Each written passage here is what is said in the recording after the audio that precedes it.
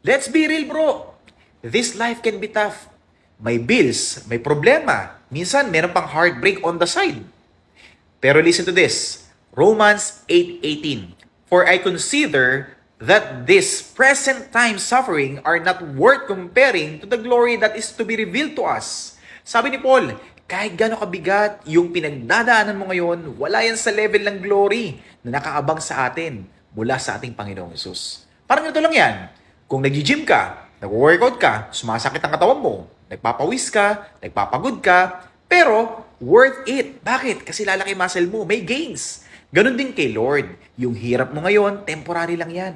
Pero yung reward, eternal yan. So kapag down ka, remember, pain is temporary. Pero yung glory kay Christ is forever. Kaya kapit ka lang. Huwag kang bibitaw. Kasi si Lord, sure win yan sa dulo. Basta make sure that you have a genuine relationship sa ating Panginoong Jesucristo.